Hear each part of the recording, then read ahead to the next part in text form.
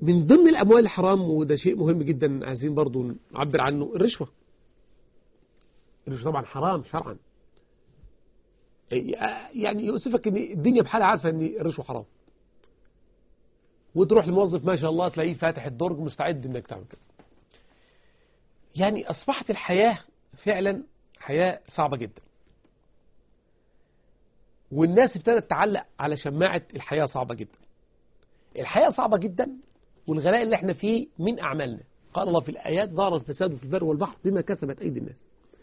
مركز جدا على مسألة الرشوة، ومسألة الرشوة مسألة دقيقة جدا. والنهاردة بقت الرشوة مقنعة، يعني بقت كرامية، مش عارف ايه كلام كده بقى بيتقال مش كويس، وأصبحت الناس بتجري وراء هذا المال بصورة محرمة. كل حاجة النهاردة عشان تمررها محتاج تدفع لها فلوس. كل خطوة عشان تمررها من عند موظف، عشان تعدي بس الملف تشال الموظف ده يتحط عند الموظف ده، محتاج تدي الموظف ده فلوس. عشان بس تستخرج ورقة محتاج تدفع فلوس. عشان يعني يا ليك معرفة، يا ليك واسطة، يا ليك مال. الكلام ده كله حصل، احنا السبب فيه، احنا اللي عملناه، احنا اللي عملنا هذا الكلام. هذا الكلام ليه؟ لأني أصلي الموظف اللي قاعد ده مين اللي أنتجه؟ مين اللي جاب الموظف ده؟ المجتمع. المجتمع هو اللي جاب الموظف ده. مين اللي خلف الراجل ده؟ الراجل والمرأة.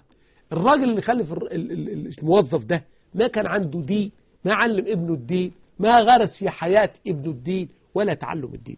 أحكي لكم حكاية صغيرة جدا حصلت في حديث أن رجلا اسمه ابن اللتبية، الرسول صلى الله عليه وسلم قال له: روح اجمع الصدقة اللي هي زكاة المال من الناس الأغنياء. فالراجل خد بعضه وراح يجمع الزكاة من الناس الأغنياء، وكانت معظم الزكاة ماشية، فكان كل ما يخش على واحد ياخد منه الماشية بتاعته، ويعني يعد، المفروض بيعد مثلا في كل 40 رأس مثلا واحدة شاه، فيقعد يعد مثلا وكذا وكلام زي كده. فطبعا زي ما حضراتكم عارفين، فبعض الناس يقولوا له طيب يقعدوه في حتة كده ويقولوا طب احنا الزكاة بتاعتنا مثلا 3-4 شياه، والشاه دي مننا ليك انت هدية. يروح للجماعة التانيين يقولوا نفس الحكاية، 3-4 دولك ليك ودي هدية. زي مثلا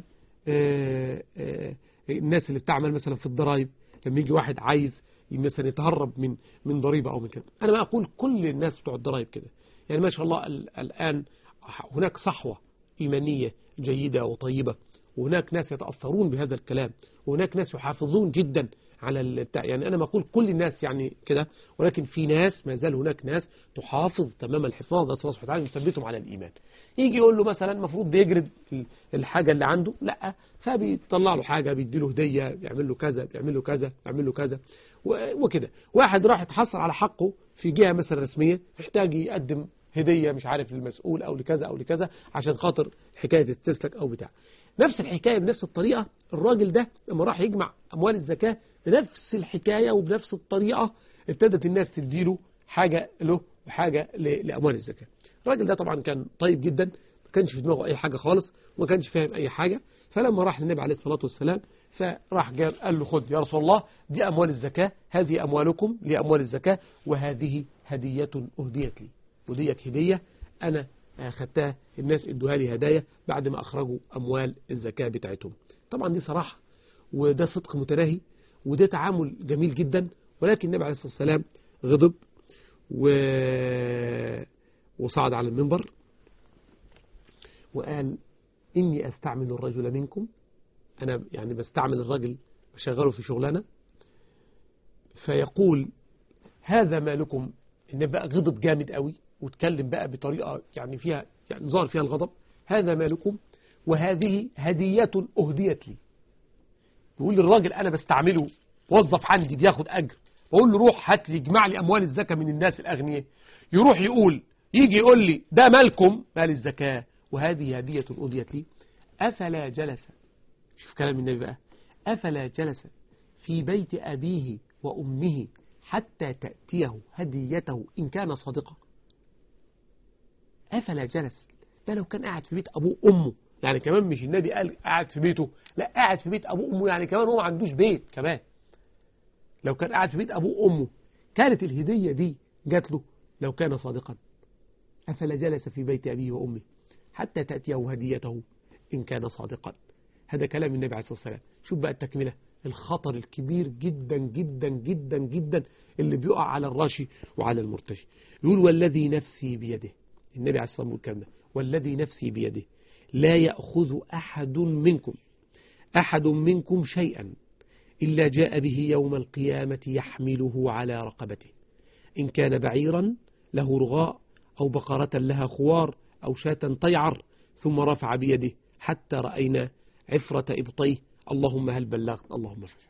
النبي بيقول الناس دي هتيجي يوم القيامة كل واحد واخده، يعني الراجل اللي خد رشوة عشان يدخل الولد إحدى الكليات الحساسة فخد 50,000 من فلان، 50,000 هيجوا في رقبته يوم القيامة مكتوب عليهم كده رشوة قدمها فلان ابن فلان له عشان يدخل ابنه في كلية كذا.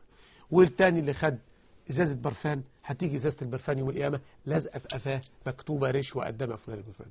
أنت لازم تنأى بنفسك بعيدا أخي المسلم عن هذا كله، وتأكد تماما إذا قدم لك أحد هدية وصار يقسم لك بالله إنه قدمها لك محب وإن قدمها لك عشان وعشان وعشان، فقول لنفسك لو أنا قعدت في بيت أبويا وفي بيت أمي هل يا ترى كان الراجل ده هيجي يديني الهدية دي ولا لا؟ من يريد أن يعرض مشكلة كاملة أو موضوع كامل إن شاء الله يمكنه أن يراسلني على موقعنا الإلكتروني ashrafil.org، وإن شاء الله أجيب عليه، وأنا بجيب على كل الرسائل وأجيب أيضا على كل النقد، وأشكر كل الذين يقدمون لي نقدا بناء حسنا، أشكرهم شكرا جزيلا. أسأل الله سبحانه وتعالى أن يتقبل مني ومنكم صالح الأعمال، كما أسأل سبحانه وتعالى أن يرزقنا وإياكم الإخلاص في القول والعمل، إنه سبحانه وتعالى نعم المولى ونعم النصير. سلام الله عليكم ورحمته.